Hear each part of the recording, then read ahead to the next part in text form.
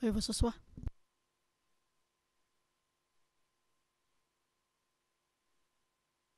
Good afternoon. Ms. Taylor still has the floor. Thank you very much. Just to briefly sum up our response to the judge's questions, normally the appeals chamber accepted that commission would be more blameworthy than accessory forms of liability, but it said you can't have a completely artificial hierarchy, as it would depend on the specific degree of participation that also depended on the facts of the case.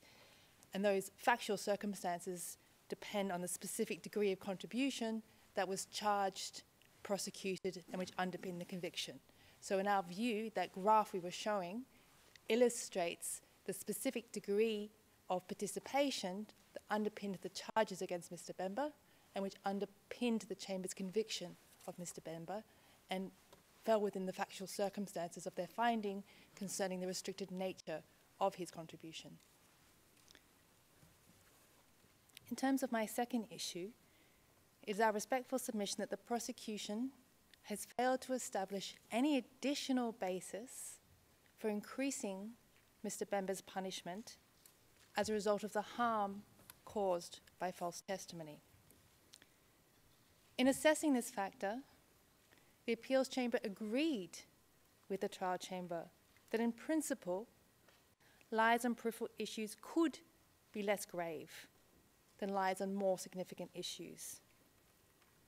But at the same time, the appeals chamber found that lies that concerned collateral issues, such as payments or contacts, did not necessarily mean that these types of lies were insignificant in the particular circumstances of the case. Rather, it was incumbent on this chamber to make a determination of the significance of the lies in concreto, depending on the extent of the damage caused. Now, the trial chamber's findings in the conviction decision, they include no findings concerning the extent of the harm caused. Paragraph 857 simply states that Mr. Bemba's conduct had an effect on the witness's testimony. That is, that they testified untruthfully in relation to payments and contacts with the defence. Now, the prosecution was then afforded an opportunity to discharge their burden of demonstrating the existence of concrete damage arising from such lies. But instead of making evidential submissions as to the existence of concrete harm, in their written submissions, they settled for the abstract assertions, including the claim that it's axiomatic that perjured evidence given to secure the acquittal of a guilty person is very serious.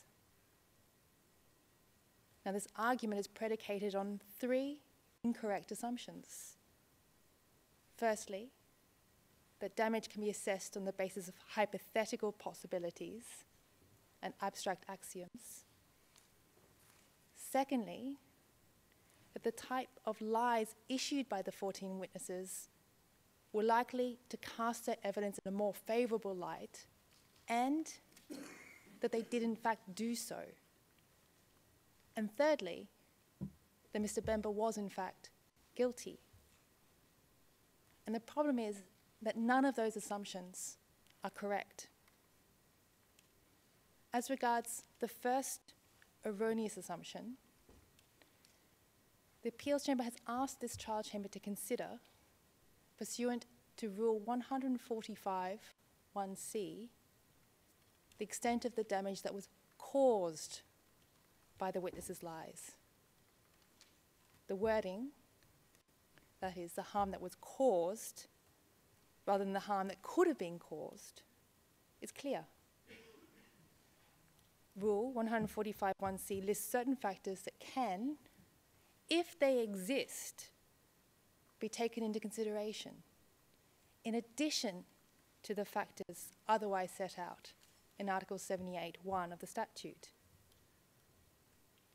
Article 78(1), in turn, lists the gravity of the crime and the individual circumstances of the person. In its first sentencing decision, the Chamber already issued its pronouncement on the gravity, the abstract gravity, of Article 70 offences. The trial chamber also took into consideration the specific matters that were raised by the prosecution today. That is, the intended objective of the common plan. We've been there back in December 2016 and in March 2017. The chamber heard it. They've issued the decision on those factors. And the appeals chamber found no error in the chamber's assessment as concerns those factors, as concerns the intended objective of the common plan. And since these were taken into consideration, it would be double counting to do so again today under the rubric of harm caused. So that's not the issue that is before the chamber today. Now, this issue of harm caused only comes into play if its existence has been established. And secondly, that there's a proximate link to the charges. And thirdly, they impact on the type of sentence that should be imposed. Now, contrary to what has been suggested in the prosecution filing, this focus on concrete reality as compared to abstract possibility, it doesn't lead to absurd results. For example, the conscription and enlistment of child soldiers, it's a grave war crime. This gravity, of course, would be the starting point of any sentence that could be imposed. Now, it's also possible that child soldiers could, as a result of their conscription, be exposed to further harm, such as rape or mistreatment. But the appeals chamber has found that this abstract possibility that such harm could occur is not enough to trigger this factor, this specific factor under Rule 145(1)(c). That factor has to be established by evidence. And this rationale of concrete harm also applies to Article 70 offences. For example, in the Vuyen case, the ICTY Appeals Chamber noted that contempt was a serious offence, as did this chamber. They also noted that it could have harmed the defendant's specific interest in that case. But they nonetheless did not take that into account because in that case, the nature and extent of that damage had not been investigated. It had not been established and it had not been proved. In both these cases, harm was an additional possible factor that supplemented the abstract gravity of the offence, but it was a factor that needed to be established by evidence, not speculation or supposition. And this is similar to sentencing practices at a domestic level. For example, in the UK case of the Crown versus Archer, the court sets out a range of factors that can be taken into consideration, a range of factors that were already taken into consideration by this chamber. One of those factors includes whether the witness's lies had an actual impact on the proceedings in question. And that is what we should be looking at today, the actual impact on the main case. And that brings me to the second erroneous assumption. Now, the prosecution has opined that the false evidence on issues of credibility could theoretically have caused the judges to view the defense evidence more favorably. Now, this theoretical possibility is not a sufficient foundation for punishment. We're here today to make a concrete determination, not a theoretical one. And it's instructive in this regard that in its judgment, in this case, the appeals chamber referred to the Limai case concerning the impact that credibility issues could have on issues of significance. And in that case, the chamber was referring to a specific witness that was giving identification evidence on a defendant. Now, identification evidence is by its nature highly subjective. A person's motives go directly to the liability of their identification evidence. There's a clear nexus between their credibility and the issue at stake. And the issue at stake in that case was the identification of a defendant. It was an issue that could have led to the acquittal or conviction of that defendant. The nexus was there. But in this case, although given an opportunity to do so in written submissions, the prosecution pleaded no such concrete link between the 14 witnesses, between the specific lies and actual harm or actual impact on significant issues. And they didn't provide such a concrete breakdown because when one looks at the factual matrix of the main case, the prosecution in that case specifically invited Trial Chamber 3 to find that the fact that prosecution witnesses had lied about money, the fact that prosecution witnesses had not disclosed contacts, that did not impact upon the reliability of their testimony. And that was how that influenced the trial chamber's resolution of that case. And that leads me to the second point, that the theoretical harm referred to by the prosecution, it just didn't eventuate in the main case. Now today and yesterday, the prosecution has claimed it did. It's claimed that because Mr. Bemba was acquitted on the basis of a majority verdict issued by 3 professional judges who adhere to the highest standards of integrity and professionalism. And they have made this allegation that the main case verdict was corrupted, even though they acknowledge today that they don't know how many witnesses were corrupted. They claim the whole record was corrupted, but they themselves don't know if that was the case or the extent to which it was the case. Now, if they don't know this, if there are no findings beyond reasonable doubt in relation to issues that fall outside the scope of this chamber's conviction, then these matters haven't been proved. And it's highly inappropriate. It's highly prejudicial for the prosecution to advance submissions based on things they don't know, but are happy to recklessly assert. They've also quite frankly acknowledged that they view this case, they view this hearing as a reprieve for them. And they've effectively invited this chamber to revise the majority verdict.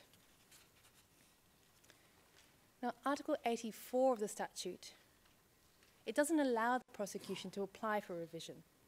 They can't revise a final verdict for their own purposes. And they shouldn't be allowed to defeat this clear statutory intent by using this case as a vehicle for doing so. This chamber doesn't have the legal authority to do so, but also it doesn't have the means to do so. We don't have access to the main case record. And it's dangerous, extremely dangerous, to rely on the prosecution's selective interpretation and disclosure of that record. Now, as example, the prosecution has made much ado about how the majority's verdict is corrupted because they relied on D48, who they describe as a corrupted witness. And they've claimed that the majority didn't know he was corrupted because they did not have the CDRs. Well, the prosecution had the CDRs. They are one prosecution after all. They could have drawn the attention of the trial chamber or the appeals chamber to these contacts that they are now pulling out of a hat. But they didn't.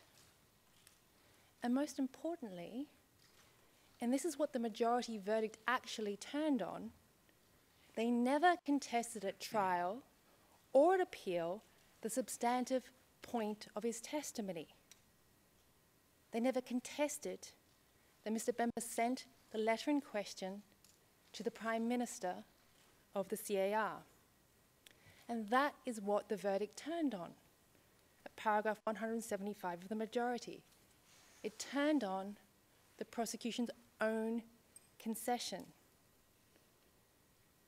Now, does this mean that the prosecution is suggesting that they too were corrupted?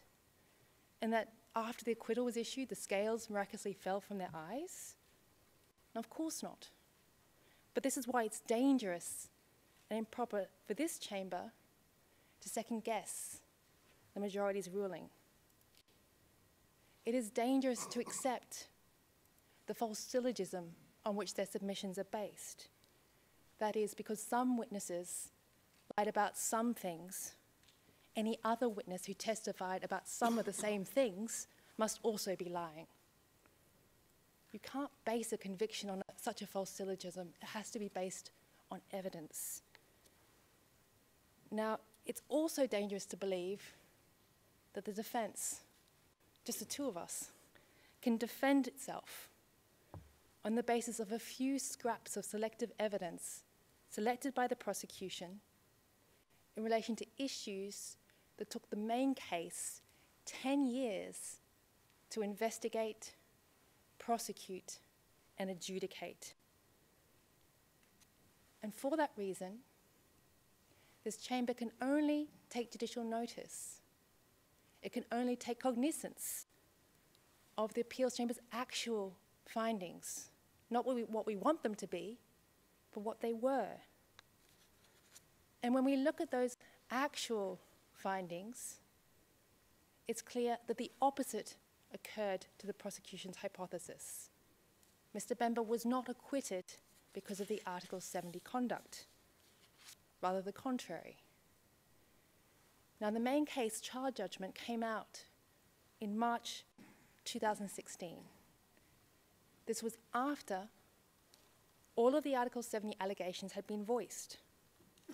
It was after all of the prosecution Article 70 evidence had been heard. Now, the defense, it explicitly renounced its reliance on the 14 witnesses months before the Article 70 charges were confirmed. And contrary to the suggestion of the prosecution, the Lubanga pretrial chamber confirmed that the defense simply can't, it doesn't have the power to withdraw evidence from the record. And that's in the confirmation decision at paragraph 140.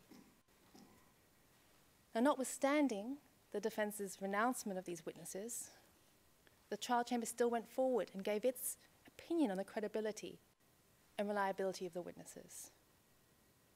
And that opinion was not only that the witnesses lacked credibility, but also that the witnesses' testimony on issues that were favourable to Mr. Bemba could not be believed. The collateral lies thus either had no impact on the merits, or if they did have an impact, it was that it caused the chamber to disbelieve witnesses on issues favourable to Mr. Bemba. The chamber in turn also found that a range of other defence evidence was unreliable and could not be believed. Now, the recent main case appeals judgment did not find that the witnesses' lies on payments and contacts had somehow caused the trial chamber to be too lenient to the defence. It did not find that because of these lies, they reacted in a more favourable way to the defence. From the main case verdict's opinion, it would seem that the only harm, concrete harm, actual harm, that arose from these lies is that they may have prompted the chamber to adopt a more cautious and less favourable approach to defence evidence. That is, that the chamber wrongly excluded exculpatory evidence as a prophylactic measure, and it did so in relation to witnesses, not only the 14 witnesses, but also other witnesses that had been marked by the prosecution's invisible Article 70 ink, marked by persistent nods and winks during their testimony, marked by the prosecution's failure to state their case clearly, to prosecute their case fairly in relation to which specific witnesses were allegedly corrupted. A failure which continues today, when they want this chamber to find that the entire record in the main case is corrupted, even though the prosecution acknowledge they simply don't know if that's the case. Now, the majority of the appeals chamber has found that this was an erroneous approach of the trial chamber. This is paragraph 174 of the majority, and paragraph 50 of the separate opinion of Judges Morrison and Judge Van den Weingart. Now, far from adopting an approach that was too favourable to the defence, Judges Morrison and Judge Van den Weingart found that the trial chamber failed in its assessment of evidence to apply the maximum of in dubio pro reo. That is, rather than resolving doubt to the benefit of the defence, the trial chamber adopted the opposite approach, in dubio pro prosecutor. If they had doubts about the reliability of evidence, they simply excluded it or took it into consideration for incriminating elements. And that's at paragraph 50.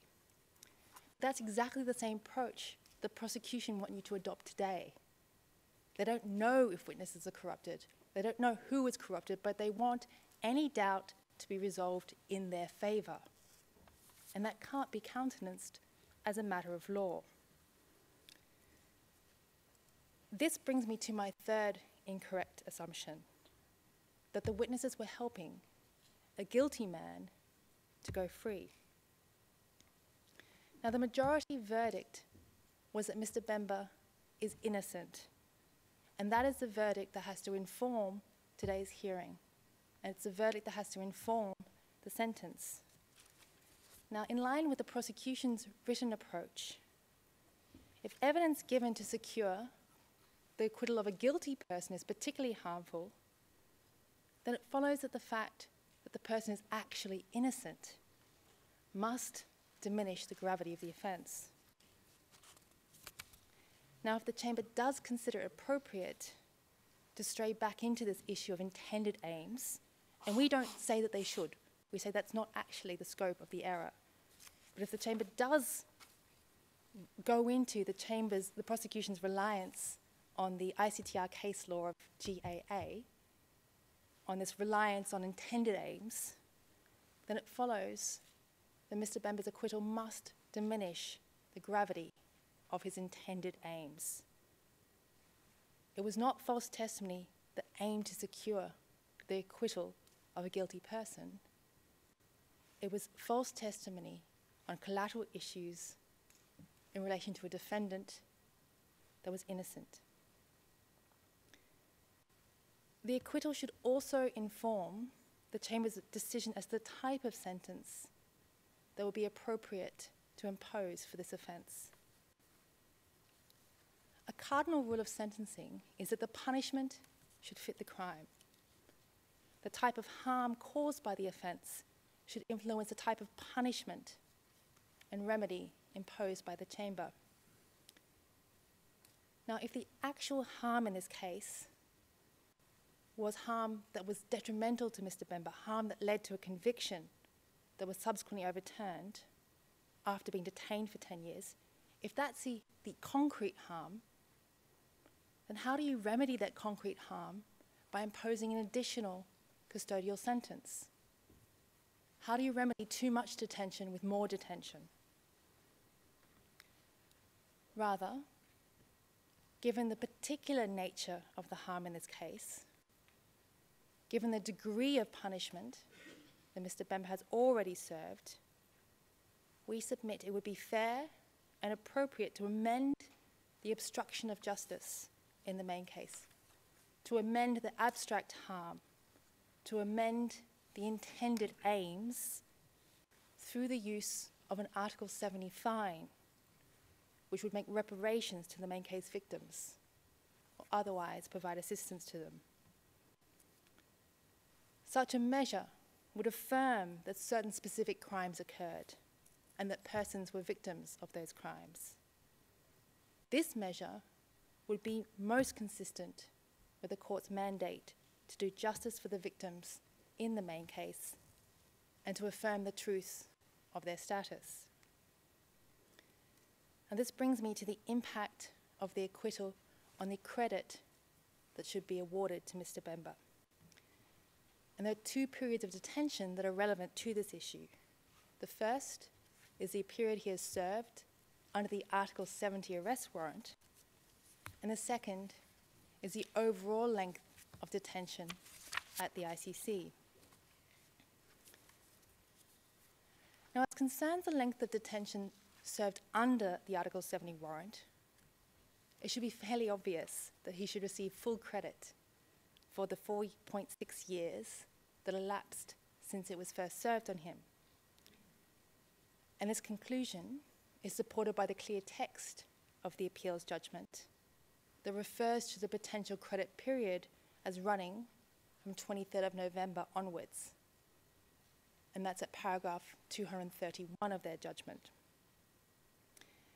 It's also supported by case law from the European Court and domestic case law that confirms that a defendant is entitled to full credit for the time he actually spends in detention. It doesn't matter if there's a theoretical bail decision, if there's conditions attached to that decision which aren't executed. And that's what happened here. Judge Tarfusa imposed such a condition. He said Mr. Bemba can be released unless his presence is otherwise required. And because that condition was never fulfilled, he was never released. He therefore has the benefit of that entire period of custody. Now, this period alone is a little shy of 4 years, 7 months. Approximately 91% of the maximum sentence that can be imposed for any form of contempt, including the most serious. Now, the Chamber rightly noted in the release hearing that the right to apply for early release is not set out in the statute. There's no explicit right in the statute to be released at the 2/3 mark. But in our respectful view, that does not mean that there's no right to early release. Indeed, in the ICTY Hartman case, the presidency confirmed that the 2/3 rule, the right to seek early release, should also apply to contempt cases. So the lack of explicit powers in the statute doesn't answer the question. Rather, the absence of explicit powers for the presidency to review this issue suggests that it should normally be answered. The application should be put before domestic courts, because that's normally where Article 70 sentences should be served. We shouldn't be having 5-year trials. We should be having trials of a few months. The sentences should be served domestically. The defendant should have the right to go before domestic courts to have the sentence reviewed. And that's consistent with the fact that whereas the statute prevents domestic courts from revising a fine, no such prohibition applies to the revision of Article 70 offences. So accordingly, if a 5-year sentence had been imposed on Mr. Bemba, he would have been able to apply for early release under domestic provisions at either the 50% or the 2/3 mark, that is, 2.5 years or 3 years and 4 months. So what this means in practice is that the sentence that Mr. Bemba has served at a high security detention facility is about 15 months longer than the custodial sentence that would actually be served pursuant to the maximum penalty for these offences. Now, in equivalent circumstances, that is where a defendant has been denied the right to even request early release, domestic courts, for example in Canada, have found that it's appropriate to award the defendant enhanced credit, to reflect, even if the conditions aren't particularly harsh. I can refer you to the Canadian case of the Queen versus Summers. And we therefore submit that it be appropriate to recognise that the period of detention served under the Article 70 warrant alone is at least the equivalent of a 7-year sentence.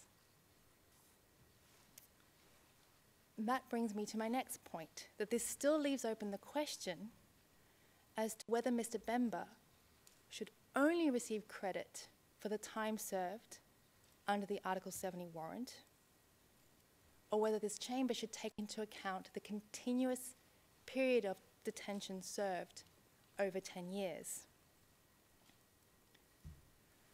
Article 78, Subsection 2, provides that imposing a sentence of imprisonment, the court shall deduct time, if any, previously spent in detention in connection with an order of the court. In its initial decision on sentence, the majority of this chamber found that the word court referred to any chamber of the ICC. The fact that time was deducted in one case precluded it from being deducted in another case. Now, the converse of this interpretation is that if the word court is not case-specific, a defendant would also be entitled to receive credit for unspent credit in a different case, time which is often referred to as dead time in a domestic context. Now, on appeal, the appeals chamber agreed with the majority that Mr. Bemba could not receive any credit in relation to detention connected with that overlapped with the main case detention order. The appeals chamber also went further and remarked that credit would not apply across cases, even though its interpretation of Article 78, Subsection 2, would suggest that it should. Now, this was a remark.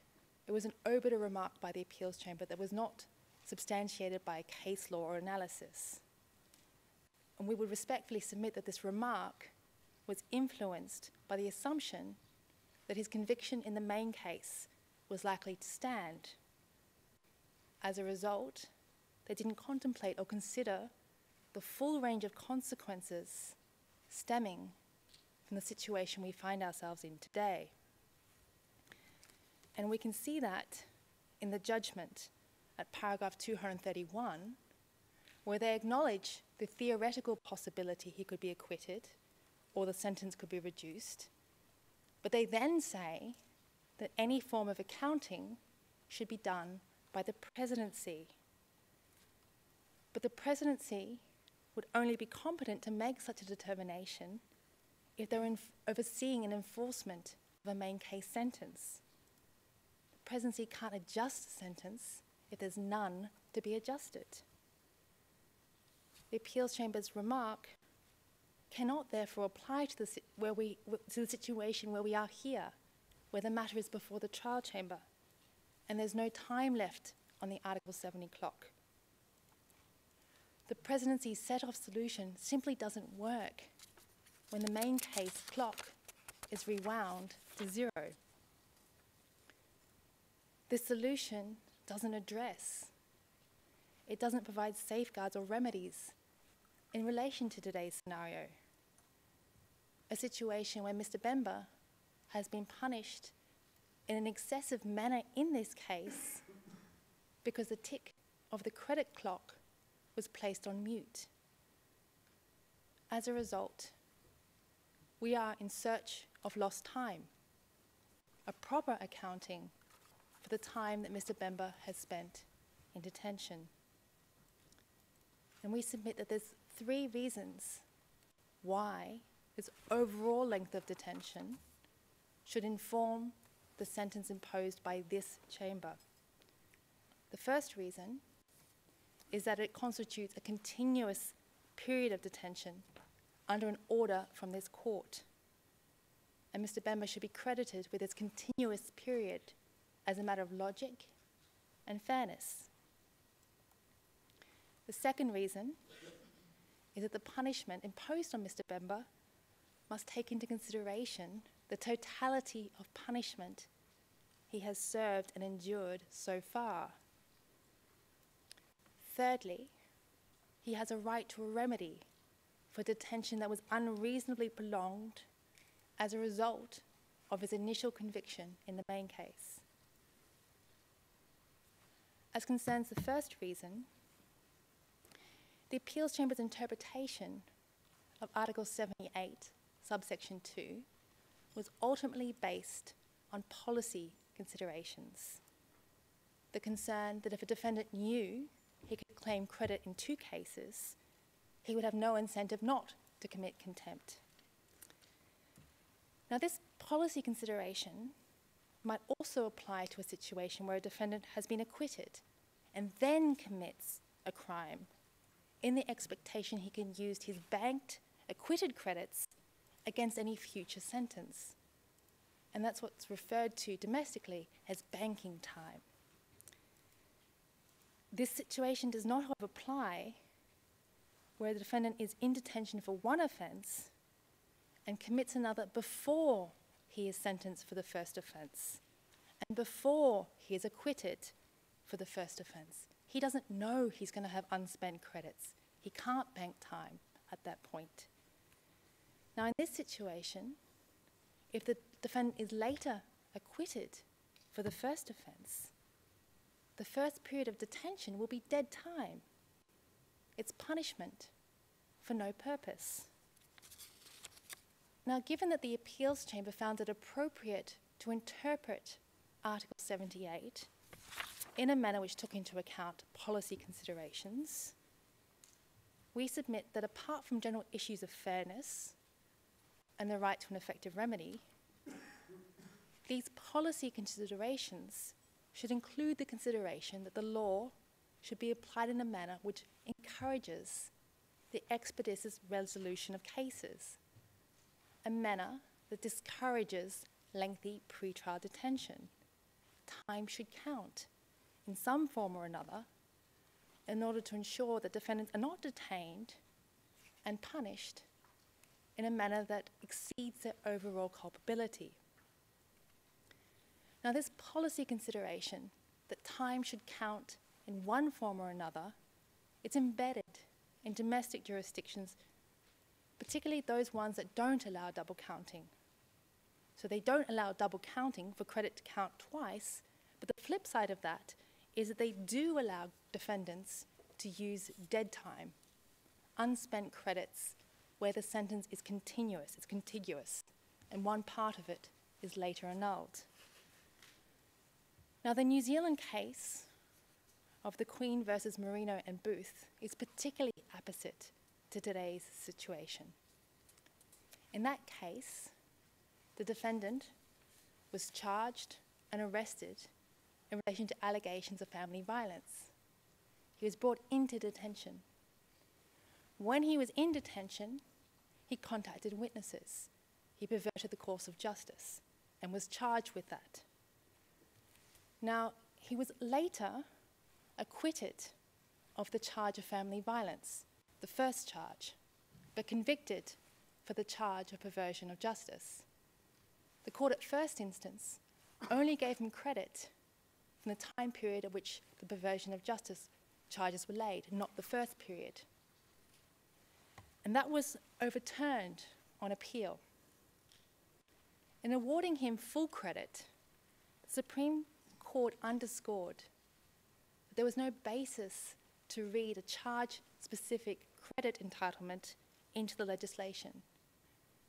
They said it would lead to arbitrary, unfair results, as a defendant's right to credit would very much depend on the specific time that the charges happened to be laid.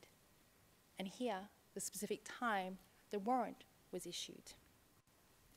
And such an approach would lead to defendants being imprisoned for longer than the sentence imposed by the court. And this approach is also followed in other jurisdictions. For example, the United States. In particular jurisdictions, even where double counting is not allowed, if you have overlapping sentences and the first part of the sentence is later annulled or quashed, the defendant can generally receive full credit as concerns any prior detention for that invalidated sentence. And this can occur even if the two cases are completely unrelated. The only caveat to this is there can't be a break in detention. The defendant can't be released and feel that he can use his banked credits to commit future crimes. It has to be a continuous detention period. And the rationale for this approach is again to achieve fairness, an effective remedy as concerns this dead time. This approach is also used in the United Kingdom. Again, as mentioned by Judge Pengalangan in his dissenting opinion, double counting is expressly prohibited by legislation. But the converse is that there's a safeguard. And that safeguard is that the defendant can use unspent credit from a prior case. I can refer you to the case of Crown versus Carl Eric Roberts and the case of ex parte McMahon. And even in cases where they consider there's no hard and fast rule requiring them to do so, it is generally considered to be a factor that warrants consideration. It's a factor that's relevant to what constitutes a fair and proportionate sentence. If I can refer you to Crown versus Taylor. And again, as is the case with the United States, a key consideration is whether the detention periods are continuous, whether they're overlapping, as compared to whether there's any breaks. And this is also consistent with the current legislation, that is Section 270 ZA, Subsection 9. And that provides that if a person is sentenced on two different occasions, even if it's for different offences, the court still treats it as one continuous sentence for the purposes of credit, etc. And although this legislation postdates the McMahon case and postdates the Roberts case, the High Court affirmed in the case of the Queen on the application of Galeazza that the credit outcomes in those earlier cases were not inconsistent with the current legislation. Now, Mr. Bemba's circumstances fall squarely within those precedents. There was no break in his detention. He was charged with Article 70 offences before being convicted and before being acquitted in the main case. And the majority of this chamber has also found that Article 78, Subsection 2, must be applied examining the specificities of the case. That's paragraph 258 of the initial sentencing decision. And in terms of those specificities, the Article 70 investigation began well in advance of the arrest warrant that was later served on him. The date of the arrest warrant is, in this sense, an arbitrary marker on which to pin credit, particularly since the Article 70 charges could have been joined to the main case. The investigation and Article 70 charges were also predicated on his main case detention. They were predicated on his status as a detainee in the ICC detention unit who was bound by detention regulations. In its sentencing decision, the chamber aggravated Mr. Bemba's sentence because of his abuse of detention regulations, regulations that applied to him as a detainee in the main case. Now, this abuse wouldn't have occurred if he hadn't been detained for charges for which he was acquitted. It's not a violation of ICC regulations for him to talk to a witness on a phone. It was a violation because it was an ICC detention unit phone. So it would lead to a somewhat perverse result if Mr. Bemba's main case detention can be used to aggravate his sentence in this case, but not to mitigate it. And that leads me to the second basis, which is the totality principle. Now, apart from treating continuous overlapping sentences as one aggregate sentence, domestic case law has also taken into consideration previous detention under the totality principle. Now, this principle is reflected in Rule 145, 1A of the ICC rules, and it specifies the totality of any punishment, any sentence imposed on an individual, it can't exceed the total level of their culpability. They cannot and should not be over-punished. Now, this assessment of the degree of punishment that will accompany a particular sentence, it has to be based on the specific circumstances of the defendant. That is, how the defendant would experience the detention, how they would experience the punishment at that point in time. This approach is consistent with human rights principles. For example, the European Court underscored in the Winter case, at paragraph 111, that a prisoner cannot be detained unless it's a legitimate penological grounds for detention. And these grounds are not static. They shift over the course of detention.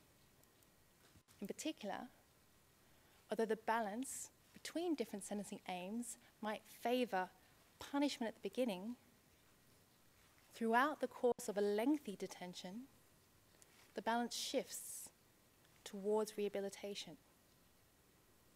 For this reason, detention must be assessed on an ongoing basis, taking into account the circumstances that exist now, the circumstances that exist when we know that he's served 10 years. In terms of the application of this principle, in the same way that the ICTY found in the Rasic case that the defendant's detention as an isolated female would expose her to an additional layer of punishment, domestic courts have also taken into account the impact of prolonged detention and how it functions, and as an additional layer of punishment. Specifically, it's recognized that the severity of a sentence increases exponentially over time. Exponentially, not in a linear fashion. As found in the Australian case of Clinch, which is in our table of authorities under the Queen versus Barry, a sentence of 5 years is more than 5 times as severe as a sentence of 1 year. And that is because the length of detention amplifies the defendant's sense of hopelessness, and this in turn undermines the prospects for rehabilitation. For this reason, even if the sentence is unrelated, the judges have a duty to consider whether the aggregate length of sentences would exceed the boundaries of appropriate punishment, as found by Judge Wickham in the case of Azzopardi versus the Queen. Once the objectives of sentencing are met, that is enough. More than enough is wrong, because the excess is not only purposelessness, but it might also be harmful. In terms of the specific scenario where the defendants have been acquitted for an earlier consecutive sentence, Australian courts apply the Renzala discretion that allows them to take into consideration this dead time, and they do so to ensure a proportionate result. And this totality principle also exists in Finland and the Netherlands, allowing them to take into account earlier sentences even those which apply to a convicted person. So given that Rule 145, 1A, obliges the ICC to apply the totality principle, it should also inform the manner in which this court determines Mr. Bemba's punishment. Even if the Chamber finds that there's no explicit right to additional credit for dead time, the Chamber is still required to take into consideration the impact of his prior detention on the punishment that he has endured. Article 78, Subsection 2 does not prevent this Chamber from applying more than 1-for-1 credit.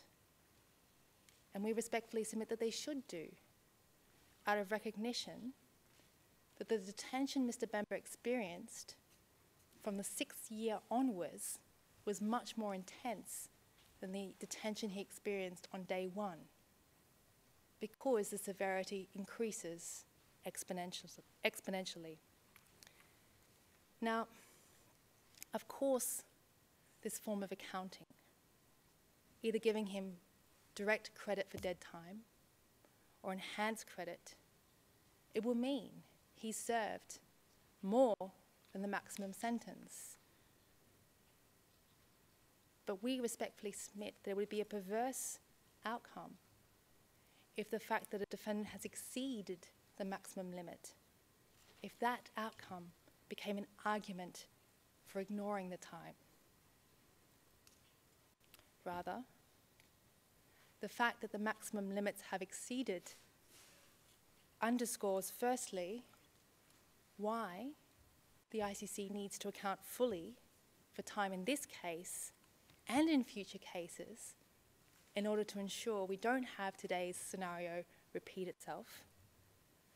And secondly, why Mr. Bemba should be given an effective remedy for the situation that we find ourselves in. And this brings me to the third plank, the right to an effective remedy.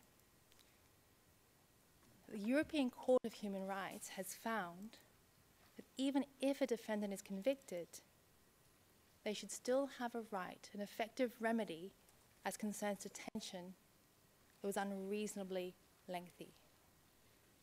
And if I could refer you to our authorities on this point, including Kudla versus Poland.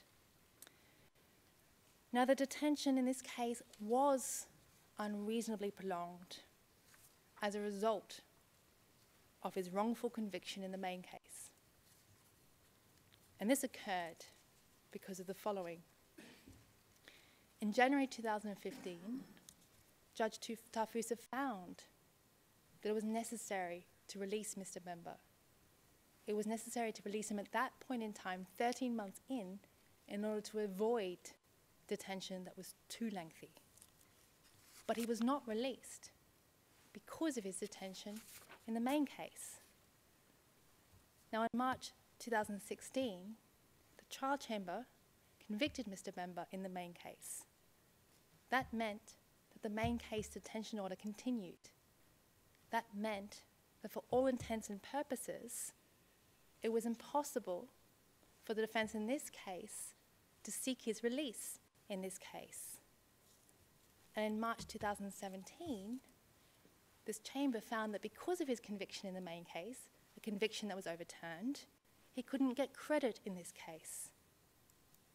Now, what that meant in practice is that even though he had served by that point in time 2.5 years, that is 2.5 times more than the sentence that was imposed by the chamber, he couldn't apply to be released. He couldn't invoke Article 81, Subsection 3B. Now, this article provides that if a convicted person's custody exceeds the length of the term of imprisonment, the person shall be released. The exception only being where the prosecution has established exceptional circumstances. This provision is mandatory. He didn't need to apply it. Rather, the appeals chamber should have implemented, but they couldn't implement it because of the main case. because of the main case conviction that was overturned. So what that meant is that main case conviction expanded his detention in this case. And it's a conviction that has now been overturned. Now, the fact that his detention expanded from 0 years to 4.5 years overnight has created clear prejudice, clear harm for him. It has meant that he had no means to seek and request provisional release until 8th of June 2018. No judge in this case was competent to actually release him, even though release, the right to even request release, is a fundamental right. There was no effective judicial supervision of his detention because of that conviction. This length of detention has also created a public perception of his guilt, and that precedes and predetermines any sentence that can now be issued by this court. Now, the European Court has stressed in several Article 5 cases the length of pretrial detention shouldn't anticipate a sentence. And as remarked by Judge Van den Wijngaard and Judge Morrison at paragraph 73 of their opinion, lengthy detention creates a perverse incentive for the trial chamber to arrive at a conviction to justify the extended detention. Now, that perverse incentive applies not just to the conviction, but also to the sentence, and applies in full force to today's scenario.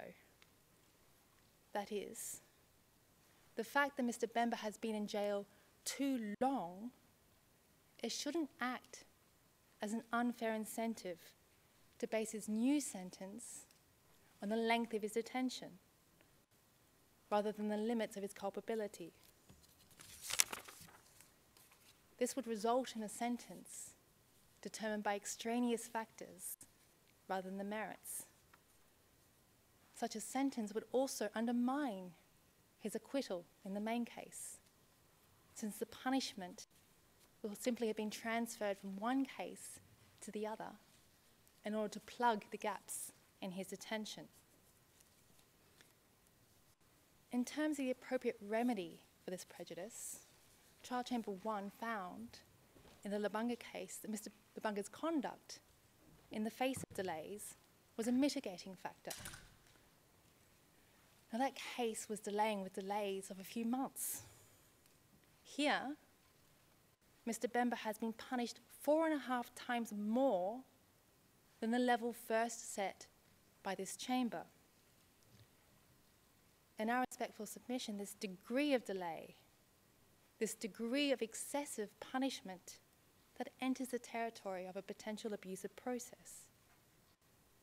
And even though his detention was served on an ICC arrest warrant, the fact that it exceeded the length of the sentence first imposed by this chamber, and it exceeded it without any judicial determination as to whether he should remain in detention in this case, that means that that period is also arbitrary. And as found by the Working Group on Arbitrary Detention in document AHRC/30/36 at paragraph 64, the appropriate remedy for arbitrary detention is generally unconditional release. Now, at a domestic level, English cases are instructive as to the type of approach that might be followed in such a scenario. For example, in the case of Kerrigan, the Court of Appeal underscored the judge has the discretion to do justice on the particular facts of the case. For example, in cases of excessive delay, the judge could reduce an otherwise appropriate sentence. In terms of other cases, in the Crown on the application of Galeazza, the court affirmed that where time on remand exceeds the sentence imposed by the judge, it extinguishes the sentence altogether. and requires the immediate unconditional release of the offender. Similarly, in the cases of Barrett and Hemmings, the court found that in circumstances where the defendant has served longer than the appropriate custodial punishment, it would be inappropriate to impose any custodial sentence. Any custodial sentence. So in those cases, the courts issued conditional discharges. That is, an order that the defendant would not be sentenced unless he committed a further offence. As a general principle, the UK Crown's sentencing guidelines also state that an absolute discharge may be imposed if the court is of the opinion, having regard to the circumstances, including the nature of the offence, the character of the offender, that it is inexpedient to inflict punishment. And given the particular circumstances of this case, we submit it is no longer expedient to inflict punishment on Mr. Bemba. A fine, followed by a discharge, will not only be the fairest remedy for the length of detention he has served, it would also be the remedy, the outcome, that's most consistent with ICC's sentencing principles. Now, Rule 145(1)(b) provides that the Chamber must take into consideration all relevant factors, including the circumstances of the convicted person. In terms of these circumstances, Mr. Bemba is a person who's been in a high-security detention facility for 10 years. He's a person who's been separated from his family for 10 years. And at this point in time, the only conviction which stands at this court is the conviction for Article 70 offences. These circumstances are directly relevant to the sentence which should be imposed. To ignore them would be to view Mr. Bemba with only one eye open. Now, the Chamber has said that the primary objectives of sentencing are retribution and deterrence. And the Appeals Chamber has affirmed that although it's not a primary purpose, rehabilitation is also relevant. Now, the purpose of retribution is to punish the defendant. And according to the UNODC, a custodial sentence punishes the defendant by depriving him of his liberty. But in this case, Mr. Bemba has already been deprived of his liberty for 4.5 years under the Article 70 warrant, 10 years overall. Given that the Chamber initially determined that it was appropriate to impose a 12-month custodial sentence, it should be clear that the punishment's been meted out. And the punishment that has been meted out exceeds the level of the Chamber's initial assessment. It exceeds the level of his culpability. The imposition of a custodial sentence at this point in time would serve no purpose. It would not be expedient. It would also unfairly and unnecessarily amplify the degree of punishment that he has endured. And it would do so in a manner that exceeds his culpability. The formal issuance of a custodial sentence would do so by exposing him to the legal force of a sentence, the collateral consequences of a custodial sanction, and the de facto effect of over 4.5 years of jail time. Now, these collateral consequences include a range of consequences like, for example, travel, work permits, his legal status, his right to residence. At a domestic level, these issues are addressed through a range of different remedies, and they aim to ensure that the person does not suffer excessive punishment. For example, as reflected in case law of Australia, Canada, the United Kingdom and Sweden, the general consequences of a conviction are viewed as part of the penalty. Judges are therefore empowered to view these consequences when they decide whether it's appropriate to impose a custodial sentence as opposed to other sanctions. And this chamber already took into consideration collateral consequences when it decided, for example, in relation to Mr. Magenda's initial sentence, that it was appropriate to consider that the fact that a conviction against Mr. Magenda would prevent him from working. So it's accepted that collateral consequences are relevant. So in the same manner, the chamber should consider the extent to which a formal sentence of imprisonment, at this point in time, the extent to which it would aggravate the punishment inflicted so far, and the extent to which it would therefore exceed the level of Mr. Bemba's culpability in this case. In terms of deterrence, a fine, rather than a custodial sentence, would also be more consistent with the objectives of deterrence. In its 2016 decision, the Chamber found that a sentence should be adequate to discourage a convicted person from recidivism, specific deterrence, as well as to ensure that those who would consider committing similar offences will be dissuaded from doing so, general deterrence. In terms of specific deterrence, the proceedings in the main case have closed. He was acquitted. There's no risk of recidivism. As far as general deterrence is concerned, the power of general deterrence lies in the extent to which the public can see that the defendant has been arrested, prosecuted, and where guilty, punished by the sentence. What counts is the public perception of these enforcement steps. Conversely, if the public is not aware that a sentence has been passed, that it's been served, it has no deterrent value beyond the convicted person. And if I can refer you to the Australian case of Bulton, Clements and Fitzgerald. In this case, the fact that Mr. Bemba was arrested and prosecuted for this case was broadly disseminated, including to other detainees, as was his conviction. But at this point in time, there's no longer any custodial sentence in real times to be served. The issuance of a theoretical sentence would have no visual deterrence.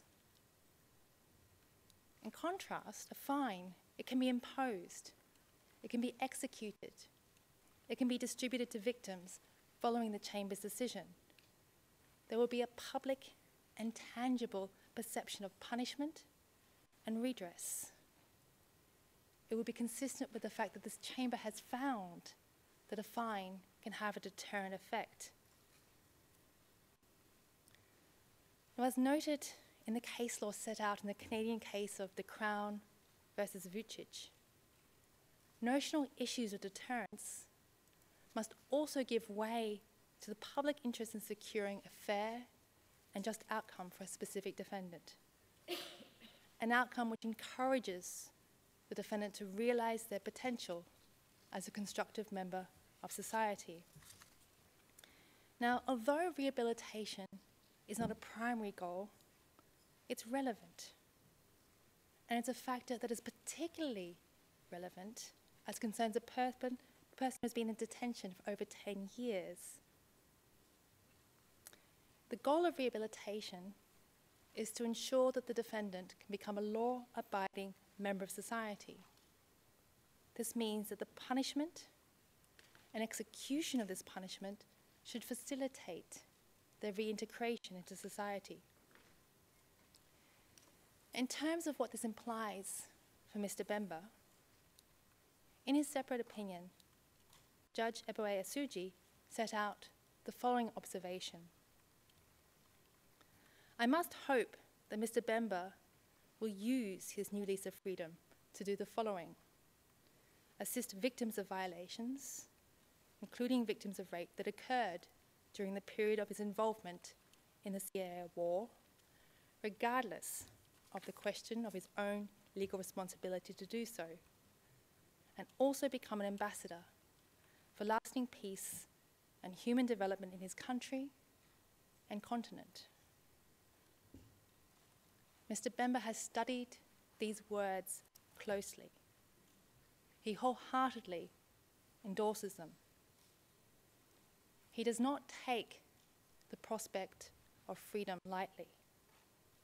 Time is precious to him, and he fully intends to use his time to fulfill these important expectations, and he has in fact taken steps to do so. But as noted by Judge Colvin in the Vucic case, if an offender is shackled with permanent collateral consequences, it can be very difficult to overcome past mistakes. It's reminiscent of Nathaniel Hawthorne's novel, The Scarlet Letter.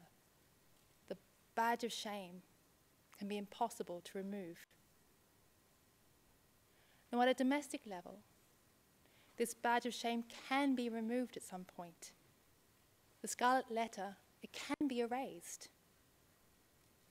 In England and other countries, after a certain period of time, the convicted person can apply for the conviction to be declared spent.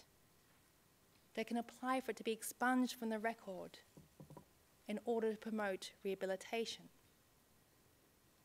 At the ICTY and ICTR, even in the context of war crimes, genocide, the statute still envisages that the defendant can apply to the presidency for a pardon under Article 28 of the statute. And yet here, in the context of Article 70 offences, there's a lacuna. As the judges have recognised, Article 106 doesn't apply. The presidency has no powers over the execution of a sentence. So what that means concretely is that the convicted person can't apply to the presidency for early release. They can't apply for adjustments to their sentence. They have no means to apply for these types of relief. But what that lacuna means is that it falls to this chamber now to craft an outcome that ensures fairness not just for today, but also for the future. An outcome that achieves justice for victims without occasioning excessive injustice for Mr. Bemba. Mr. Bemba has been held to account in this case. He's been deprived of his liberty for twice the length of the maximum sentence for contempt, 10 times the sentence first imposed by this chamber. His conviction has been spent tenfold. Given these extraordinary circumstances, given the amount of time that's been spent in jail, the fairest, the most appropriate outcome would be a complete discharge following payment of a reasonable fine to the trust fund for victims. It is quite simply time to stop the clock on the proceedings of this court and let Mr. Bemba be free. Thank you. Thank you, Ms. Taylor. I give now the floor to the to the defense of Mr. Mangenda. Mr. Gosnell, please.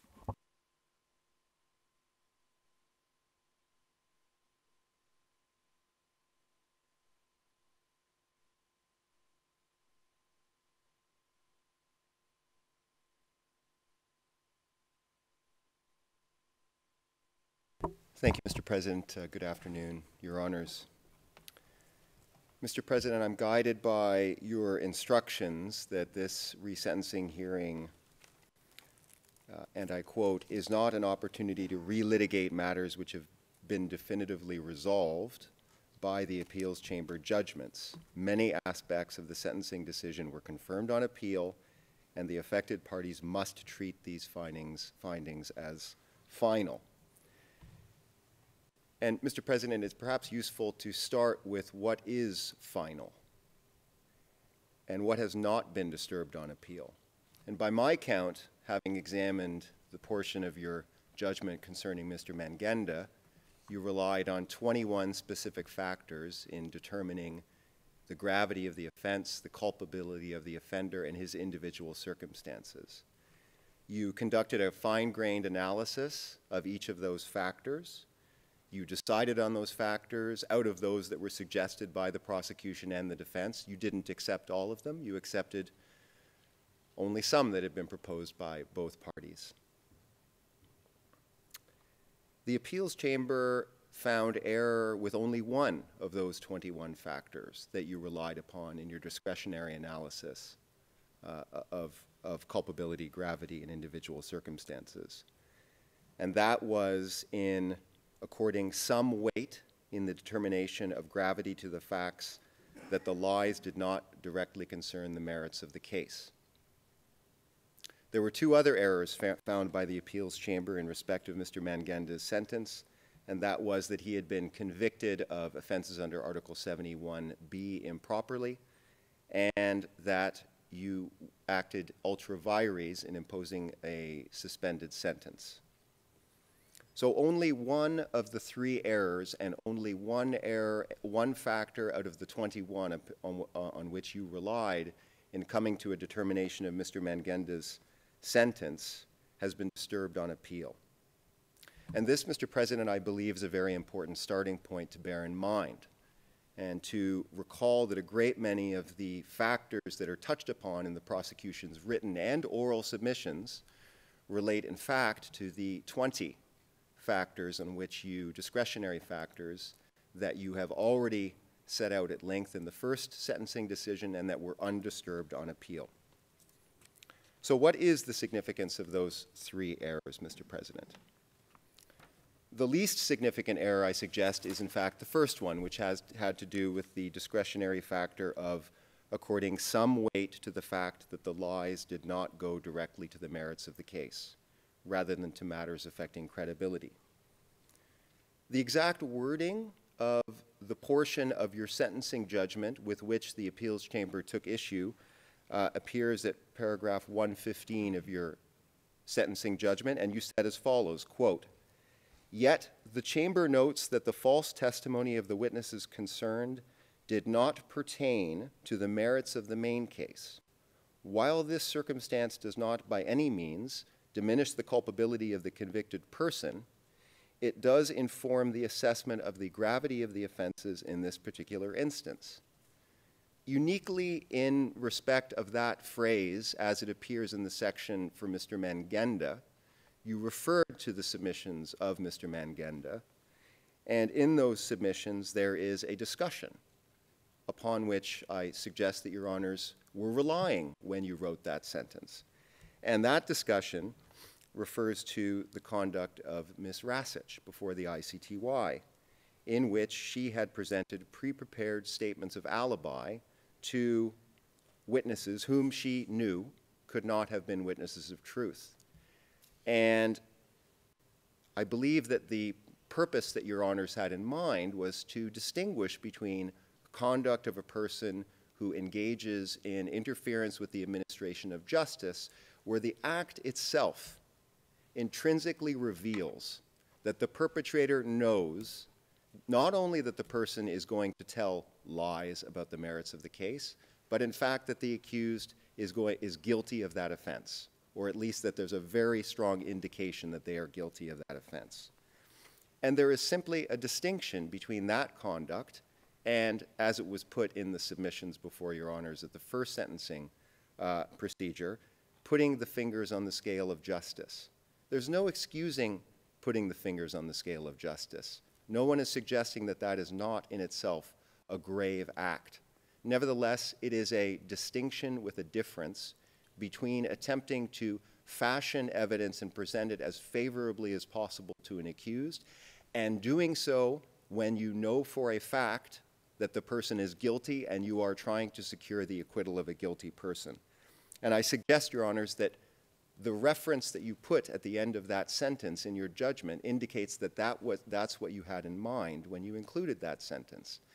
So, Mr. President, what I'm doing perhaps pointlessly, is suggesting to your honors that even though there may have been a labeling error that was identified by the appeals chamber, even though there may have been an absence of reasons that the appeals chamber took issue with, that underneath that formulation with which they found error, there was no error, and there was no error that impacts upon gravity, culpability, or individual circumstances.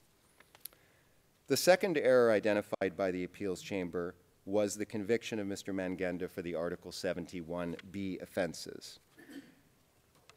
Those offenses amounted to 38% of the counts on which Mr. Mangenda was convicted. And of course, we do not suggest that that means there should be a 38% reduction in sentence. But nevertheless, it is a factor that at least outweighs any error in respect of the merits versus non-merits lies.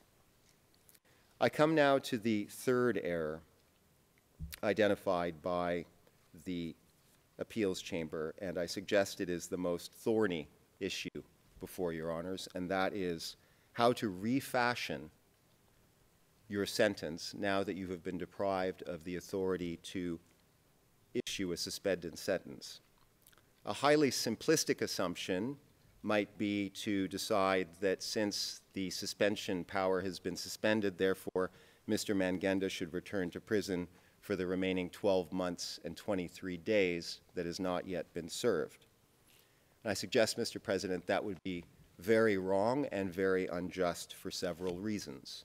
First, the core finding that your honors made at the first sentencing decision was that Mr. Mangenda should not be returned for further time in custody. A sword of Damocles hanging over the head of a person who is convicted for a period of 3 years is very different from sending someone back to prison for even just 12 months and 23 days. And in facing a binary choice between the two, your honors should give effect to your original intention, which was to avoid the unfair result of Mr. Mangenda being sent back to custody. Second, Mr. Mangenda has by now almost served half of the period of the sword of Damocles, so to speak, that your honors prescribed for him. The prosecution's reliance on Article 81.4 to suggest otherwise is simply unduly formalistic. Whether under the terms of the provisional release order or the sentencing decision, Mr. Mangenda during this period has had an obligation since the 22nd of March 2017 owed to this court not to reoffend. He has honored that obligation for a period now that is almost half of that your honors prescribed in the first sentencing decision. Third, the factors that your honors took into account in deciding to suspend the sentence should now be taken into account in assessing quantum. Precisely the same unique and negative consequences that would befall Mr. Mangenda that were the case at the time of the first sentencing decision remain the case today. The consequence in practice is that Mr. Mangenda would be removed from the country where he now resides with his family to probably detention here in The Hague. And the stated intention of the country where that is to not allow him to return thereafter to that country. The result of that is that he would not be able to remain in that country with his family for the duration of any request, appeal to obtain a family reunification visa. That means, in substance, in effect, in practice, that he would be separated from his family indefinitely. And we are talking about a family of 3 young boys aged 10, 9, and 4 being deprived of their father for a period of indefinite duration. Not a remedy that, of course, would be ordered directly by your honors, but nevertheless a consequence that would flow surely from such a decision of reincarceration. Fourth, The appeals chamber at no time suggested that the trial chamber had imposed an improperly low sentence. At no time did they suggest that you had exercised your discretion improperly in reaching an improperly low sentence. What the appeals chamber did find is that in light of the specific errors that had been found, that it was unnecessary to make a determination on the prosecution's ground of appeal in that respect. The approach that was adopted by the appeals chamber can be contrasted with that in the Delalich case, when the ICTY appeals chamber did find that there were specific errors committed by the trial chamber, but also provided guidance to the trial chamber that would assist it in reaching a quantum of sentence within a range that was considered acceptable by the appeals chamber. That was not done by the ICC appeals chamber in this case, and there was no suggestion of an improper quantum. In short, Your Honors, the factors on which you relied, with one exception, remain the same today as they did at the time of the original sentencing decision. They have not been disturbed by the appeals chamber, and they should lead you to the same result, which that it would not be appropriate for Mr. Mangenda to be recommitted to prison. I come now, Mr. President, to just a few remarks about the potential impact of the acquittal of Mr. Bemba in the main case. The prosecution submitted before Your Honors in this proceeding, prior to the acquittal, quote, "It is axiomatic that perjured evidence given to secure the acquittal of a guilty person is very serious. This was the reality of this case, where the witnesses were told to improperly testify so as to conceal the criminal scheme and to acquit Bemba of his serious crimes." Of course, the assumption embedded in that statement is that indeed there is knowledge by the perpetrator that he has committed those crimes. The acquittal of Mr. Bemba, of course, does not mean that no offense has been committed. But the acquittal of Mr. Bemba does remind us that the acts of corrupt influence are very different from the egregious conduct that occurred in the Rasich case, which, as I said before, manifested in themselves knowledge of the guilt of the accused. That was not the case with Mr. Mangenda, and it would be inappropriate to take it into account as an unstated background or contextual assumption, even more so now that Mr. Bemba has been acquitted.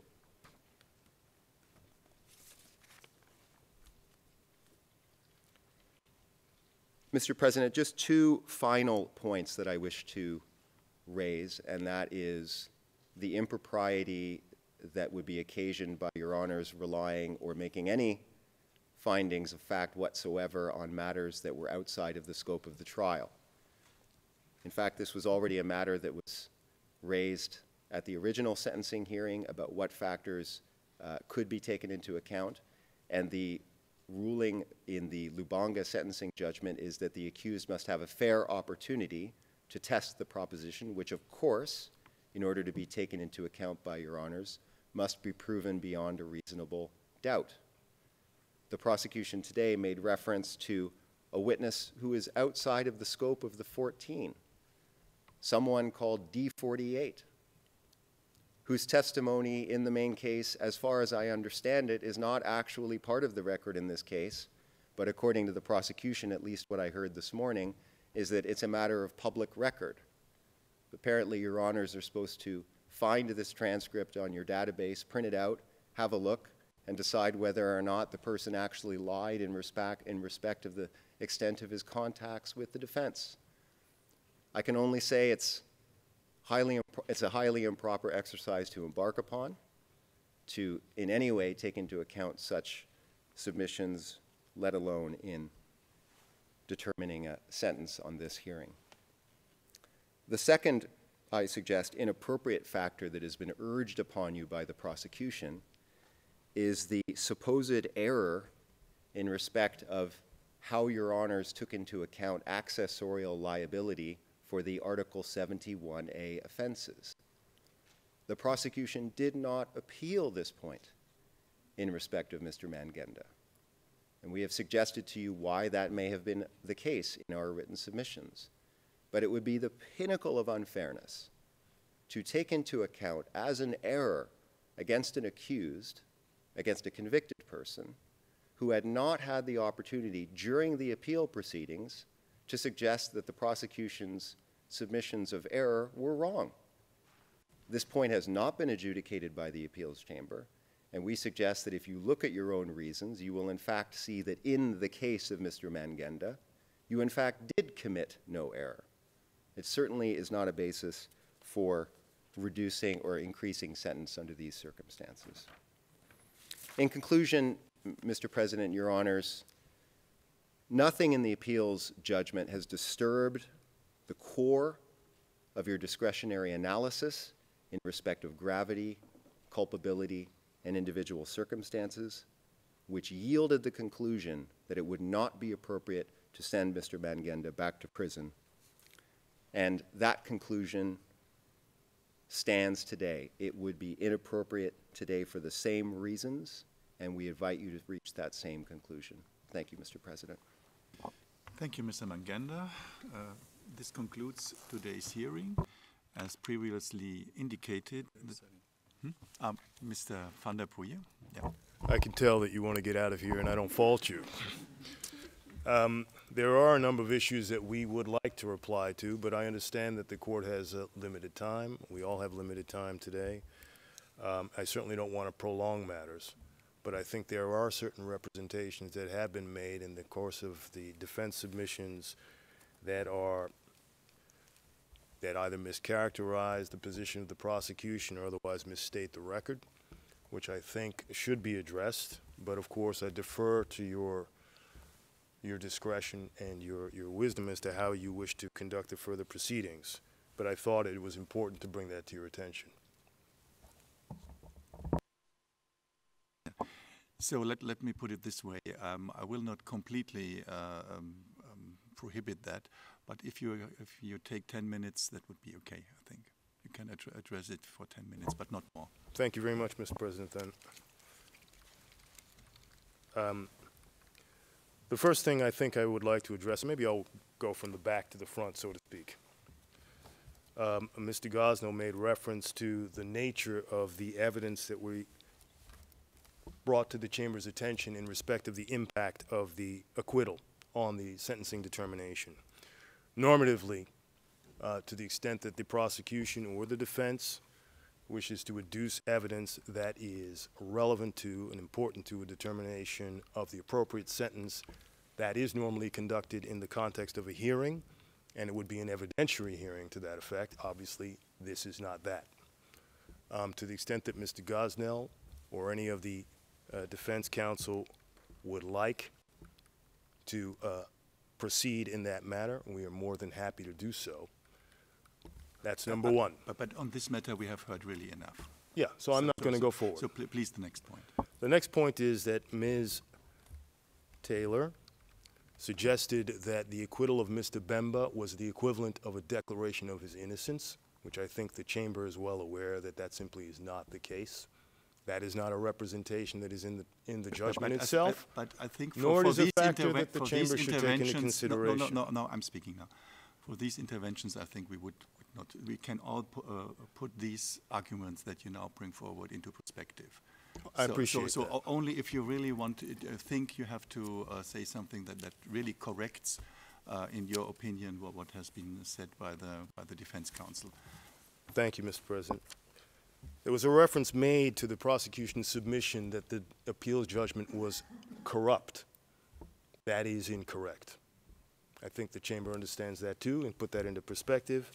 What we said was that it was made in the context and in reliance on a record that had been corrupted by the defendants in this case. Mr. Gosnell represented just moments ago, I believe, I might be mistaken.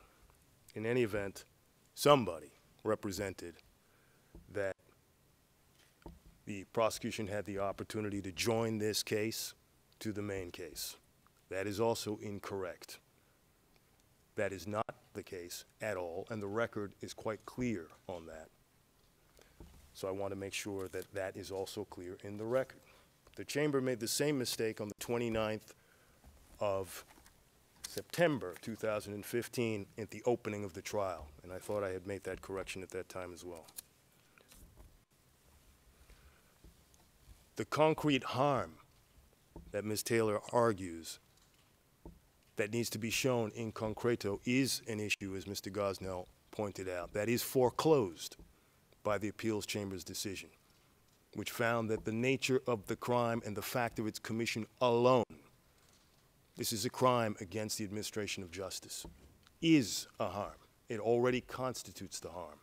The position of the prosecution, which was clear, is that in addition to that harm, or the further harm, is the consequence of the acquittal as a function of the acts and the course of conduct of the defendants. So I want to make sure that is clear. It is the perjury that is the harm, and on top of that, the result that it led to. In terms of Mr. Gosnell's representation concerning the prosecution's non-appeal of Mr. Mangenda's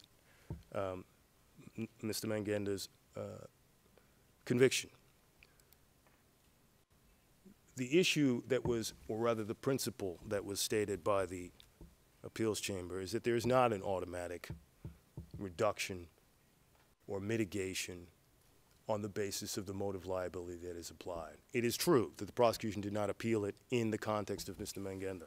Nevertheless, the principle stated by the appeals chamber binds this chamber to apply it, and therefore it necessarily has an effect on the chamber's calculation of the appropriate sentence for Mr. Mangenda and the gravity of the crimes given the motive liability and the nature of the crime of which he was convicted. In respect of the time to be credited to Mr. Bemba concerning the main case and this case, there is a remedy that is available for a person who is incarcerated on a case which ends up being dismissed, and it does not necessarily entail the application of the time that they serve to another case. That may very well be within the discretion of the chamber, but it is not an automatic thing, nor is it necessary in this case. Mr. Mangenda was lawfully, and I repeat, lawfully incarcerated on the main case for the period of time that he was in detention. The fact that he was acquitted does not undo the lawfulness of his detention. He was rightly there, and his case was rightly run through the system, and the result is what it is. That does not entitle him to make a claim that that time should necessarily go to the calculation of time in this case.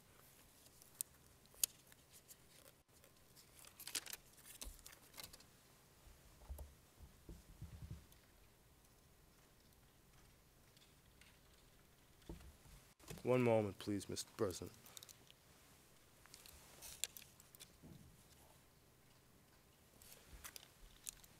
Ms. Taylor made a reference to Rule 145, which talks about the damage caused.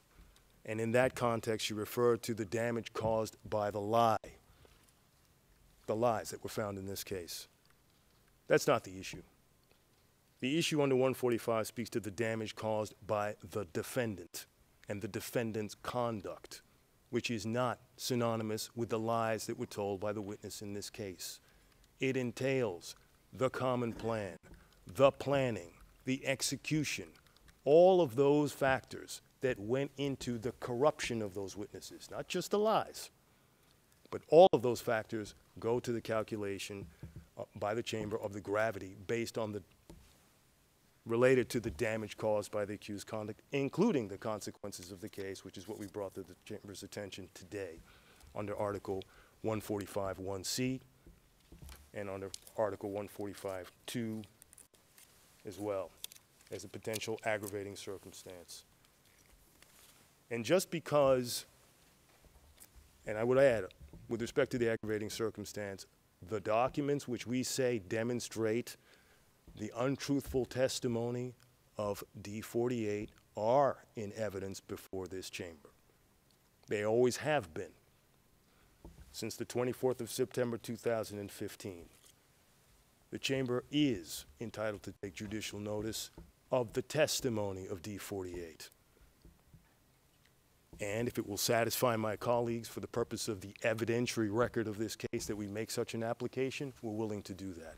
But I think the chamber has already determined on previous occasions that it may in fact take judicial notice of the record of proceedings before this court, and in this particular case, of the main case. Those are all the posties I have at the moment to remind me of what arguments I wanted to respond to. But if there are any questions that the chamber has in respect to either my previous submissions or the responses I've given now, I am at your disposal to answer them. Thank you very much, Mr. van der Poel. I think this concludes now today's hearing. I don't think that we need more interventions by anyone. No, I think we have heard enough today, and we have a lot of written submissions, and we, I assume that we will get some further written submissions, so that might be enough for us to determine the new sentences. As previously indicated, the Chamber's decision on this matter will be rendered in due course. All rise.